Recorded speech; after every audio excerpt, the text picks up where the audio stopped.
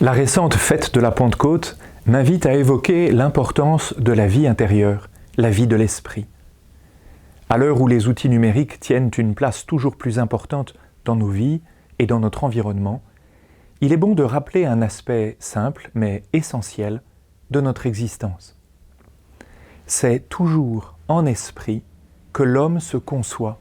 C'est en esprit qu'il se pense et se détermine dans ses choix.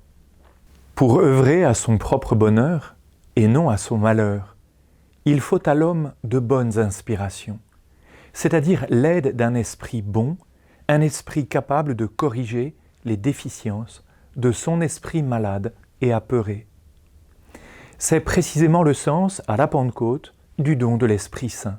Tandis que nous sommes de plus en plus liés aux machines, elles-mêmes connectées au réseau, j'observe que le digital humain se substitue au digitus divin, au doigt divin, à l'esprit divin qui gravait la loi de vie sur les tables de pierre données à Moïse, puis dans le cœur des hommes.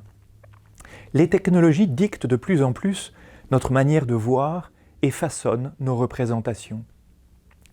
Elles sont censées, à leur tour, nous inspirer. L'environnement numérique devient une source d'inspiration. Le numérique dicte des pratiques et des manières de voir et de penser, là où hier encore, l'esprit divin inspirait l'esprit humain. Je pense donc que si vous ne savez pas ce qu'est l'homme avant, c'est-à-dire sans la technologie, vous finirez par penser l'homme selon ce que la technologie vous dira de lui. Et la capacité de normativité des technologies, par leur diffusion de masse, est telle qu'elle peut redéfinir l'idée que l'être humain se fait de lui-même. Le pouvoir des machines sur notre esprit prend des proportions sidérantes. La luminosité des écrans n'est pas une lumière sur le monde pour mieux le voir et le comprendre. Elle est une lumière émanant du monde technologique qui capte notre attention. Nous cessons alors de regarder le monde réel et de l'interpréter. Or, la vraie nourriture de l'homme ne se trouve pas seulement dans les champs, mais aussi dans son travail d'interprétation du monde. Les cultures permettent de nourrir les corps, tandis que la culture nourrit l'esprit, et seule cette dernière permet d'orienter l'existence. De même qu'il faut labourer les terres agricoles, il faut travailler les consciences et les travailler sans cesse, afin qu'elles donnent le meilleur de ce qui réjouit et fortifie les cœurs défaillants. La vraie sollicitude humaine pour son semblable ne s'arrête donc pas à pourvoir à ses besoins corporels vitaux. Elle va jusqu'à donner à son esprit la capacité de se concevoir correctement, de façon heureuse et bonne. C'est le sens même de la Pentecôte. Le philosophe Gustave Thibon disait qu'une civilisation où domine le souci stérilisant d'échapper à la mort conduira les hommes à l'oubli de la vie.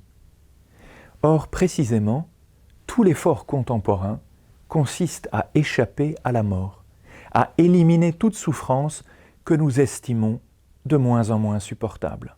Vouloir seulement ne pas mourir, c'est oublier de vivre.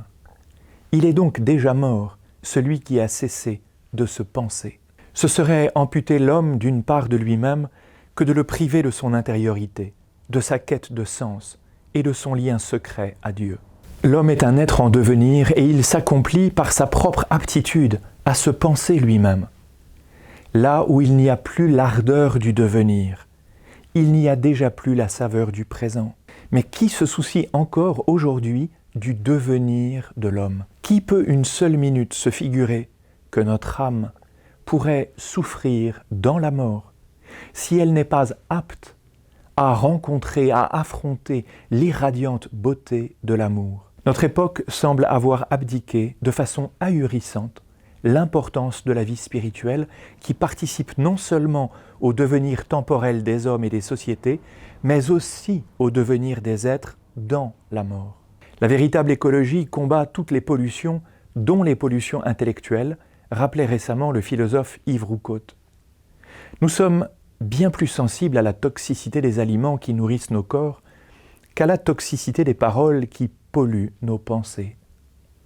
Et pourtant, l'intoxication mentale que produisent les réseaux sociaux, leur imperméabilité au vrai, au bien et au beau, est en train de saper les relations humaines qui sont au fondement de nos sociétés. La vie numérique ne doit pas nous détourner du chemin d'accomplissement intérieur que chacun doit vivre.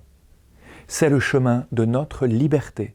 J'observe la tendance lourde à vouloir échapper à l'épreuve de notre liberté créatrice, en essayant de retourner dans la matrice originelle.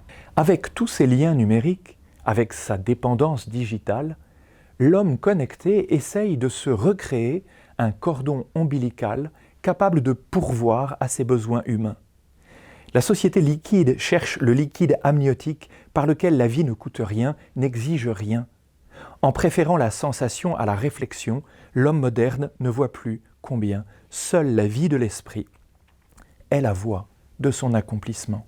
La fête de la Pentecôte rappelle donc chaque année quel esprit doit fortifier l'esprit de tout homme pour qu'il ne perde pas le fil de sa vie.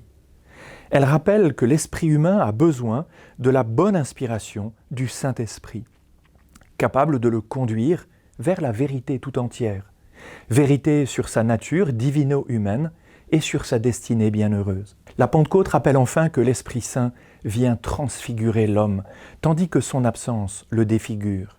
Si personne n'est obligé de croire cela, chacun s'accomplit par la manière dont il se pense lui-même. L'Église catholique existe pour offrir gratuitement à toute personne de participer à l'Esprit divin par la vie des sacrements.